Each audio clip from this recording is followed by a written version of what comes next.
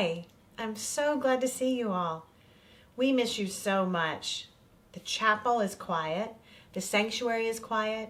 All things bright and beautiful. Holy Comforter, nobody's there. In fact, this is my home. And so I thought I would bring you in here with me so we could finish thinking about the mystery of Easter. First, this is my prayer table. Do you see the color? It's purple. And remember, because even though we're at home and we're not together in chapel or in the sanctuary anymore, we're still in the season of Lent, that getting ready time for Easter. Remember how the getting ready time for Christmas is Advent? And there's 4 weeks? Well, there's 6 weeks of the getting ready time for Easter, because Easter is such a big mystery. It takes a long time to get ready. And purple is the color of Lent. I have our family Bible on our prayer table too, because the story I'm going to tell you is found in the Bible. Let's get ready to hear the story. Please put your angel wings on. Sophie and Eli are here. Eli's running the camera, and Sophie's going to help us sing Good Morning God. Ready? Good morning, God. This is your day. I am your child. Show me your way. 1, 2, this is true. God loves me and God loves you. God loves all of us. Let's do a butterfly breath. Ready?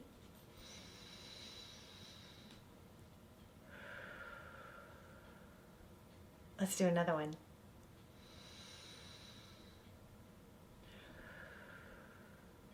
And one more time.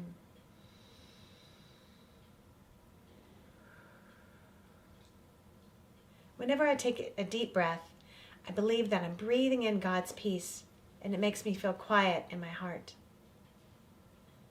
Whenever I listen to a story in the Bible, or when I read the Bible, I like to light a candle, because it reminds me that this story is different than any other story.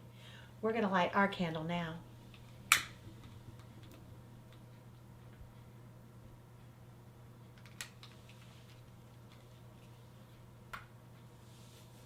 Wow, did you see that?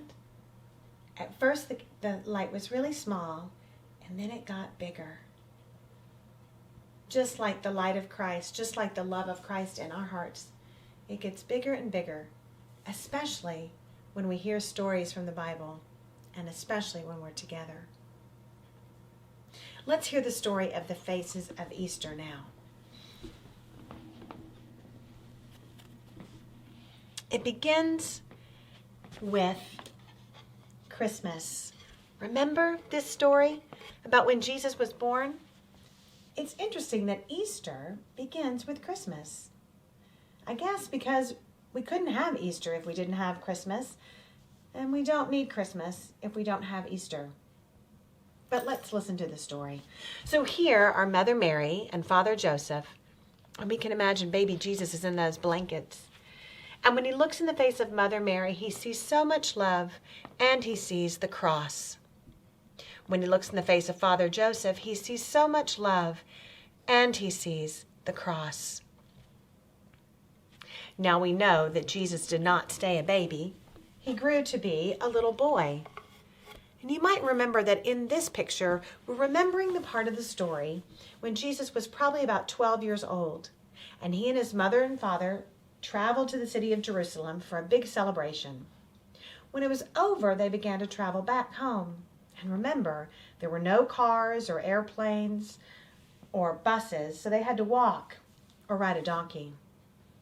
As they were traveling back home, Mary and Joseph began to look for Jesus. He wasn't anywhere. He wasn't with all the other children. They went back to Jerusalem, and there they searched and searched for him.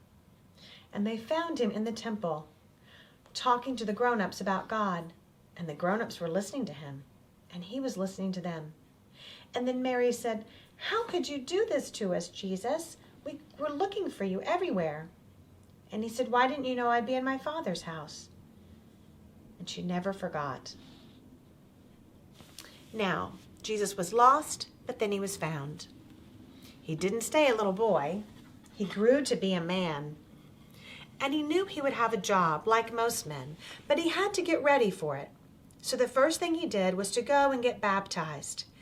His cousin John, we can see the back of John's head right here, was baptizing all kinds of people in the River Jordan. And he wouldn't just sprinkle water on their heads. He would dunk their entire body down into the water. When he saw Jesus, he said, "Oh, you should baptize me." And Jesus said, "No, it is written, you will baptize me." So he took Jesus and he baptized him. And as Jesus came out of the water, something like a dove appeared in the sky. And a voice said, "This is my son, the beloved." After Jesus was baptized, he was driven into the wilderness, where he was there for 40 days and 40 nights. He didn't eat much. And at the end, and we can't take away Easter from Good Friday, they go together. This is the mystery of Easter. This is our Christian story. This is the story of Jesus, and this is our story too. I invite you now to share with your family which part of the story is most important to you today.